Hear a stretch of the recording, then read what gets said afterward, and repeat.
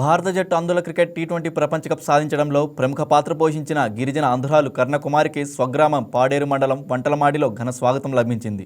కర్ణకుమారి జై, భారత మాతాకి జై అంటూ నినాదాలు చేస్తూ ఆమెను ఘనంగా సన్మానించారు.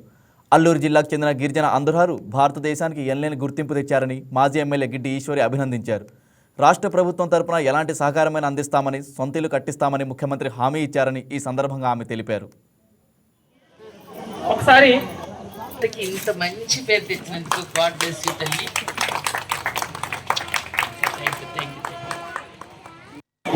అతి పిన్న వయసులో ఇంకా 10th క్లాస్ ఇప్పుడు చదువుతున్నటువంటి పాప కరుణకుమారి ఈరోజు రాష్ట్రమే కాదు, దేశమే కాదు, ప్రపంచంలోనే ఈరోజు మనకు ఇంత కీర్తి ప్రతిష్టలు తీసుకురావడం నిజంగా దానికి కారకులైనటువంటి ఆ దేవుని కృప వలన రాంబాబు సంధ్య గారు, ఆ తల్లిదండ్రులు ఎంత గొప్పవారో నిజంగా ఇప్పుడు వారి మాటల్లోనే మనం ఎక్కడో మట్టిలో మాణిక్యం, ఎవరిని తక్కువ చేయకూడదని అటువంటి పాపని ఈరోజు రాంబాబు గారి మాటల్లో ఎవరో ఒకరు భగవంతుడు ఒక మార్గదర్శకుడిని చూపిస్తారట.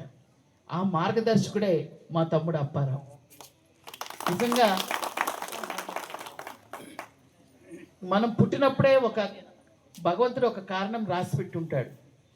దానికి ఇంతమంది కరుణకుమారి గారి యొక్క విజయానికి వాళ్ళ టీచర్స్ కానీ వాళ్ళందరూ కృషి చేయడం నిజంగా గర్వకారణం. తర్వాత లాస్ట్ ఢిల్లీలో వెళ్తుంది అనగానే మాకు అప్పుడు తెలిసింది క్రికెట్ నేర్చుకున్నదని. అంతవరకు మాకు భార్యాభర్త ఇద్దరికి తెలియదు. మేము ఎట్టి టైంలో మీరు ఊర్లో వాళ్ళు అందరు పెద్దవాళ్ళు ఎట్టి చిన్నవాళ్ళు ఎట్టి మా స్టేట్ ఏటో మీకు తెలుసు. మేము 24 గంటలు కూలి వెళ్తేనే మాకు కుండాడే పరిస్థితి. ఆ దినంలో మేము చాలా బాధపడేవాళ్ళు. మేము పాపని ఎలాగా చూడాలి, ఎలా పెంచాలి.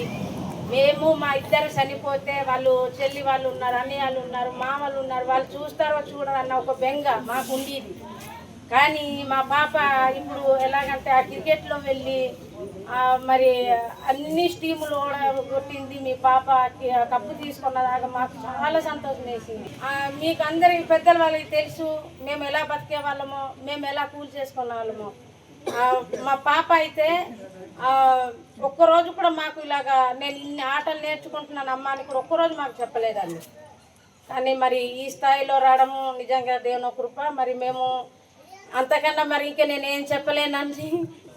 ఈ స్థాయిలో పెట్టాలని ఎప్పుడు కూడా నేను ఊహించుకోలేదు.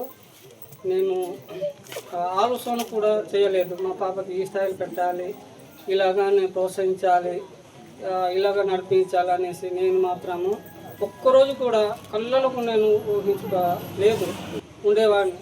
ఎందుకంటే కూలి దొరకకపోతే నా పిల్లలకి ఎలాగా ఏటి తినిపించాలి, ఏటి తెచ్చి పెట్టాలి అని ఎవరు కూలి పిలుస్తారు అనేసి కూలి గురించి నేను ఎదురు చూసేవాడిని. కానీ ఇలాంటి ఆలోచనలు మాత్రం నేను నా పిల్లలకి పొజిషన్ పెట్టాలి, ఇలా ప్రోత్సహించాలి, ఇలాగా నేను ఆటలు నేర్పించాలని ఒక్కరోజు కూడా నేను ఊహించుకోలేదు. కానీ కోచింగ్ మేడం కానీ కోచింగ్ సార్స్ కానీ మొత్తం కమెండ్ అయ్యి పాపని సపోర్ట్ అయ్యి బాగా కోచింగ్ ఇచ్చి ఈరోజు ఈ స్థాయికి పెట్టారంటే నా సార్స్ వల్ల. నేనైతే ఒక్కరోజు కూడా ఇలా ఆడాలమ్మా, అలా చేయాలి, ఇలా ఉండాలి, ఈ పొజిషన్కి రావాలని ఒక్కరోజు కూడా నేను ఊహించుకోలేదు, చెప్పలేదు కూడా, నాకు తెలియదు కూడా. ప్రైవేటు సెటిల్ అయ్యి ప్రైవేటు ఆటలకి ఇలాగ ఆడుతుందని కూడా నాకు చెప్పలేదు. పాప గెలిచిందని మాకు చెప్పగానే మేము చెప్పినా మేము నమ్మలేదు. వీడియోలు ఫోటోలు పెట్టగానే ఫోటోలు చూసి మేము నిజంగా మా పాప గెలిచింది అనేసి మేము తెలిసిన తర్వాత మేము చాలా ఆనందపడుతున్నాము. ఈ వీడియో మీకు నచ్చినట్లయితే లైక్ చేయండి, షేర్ చేయండి, మా ఛానల్కి సబ్స్క్రైబ్ చేయండి.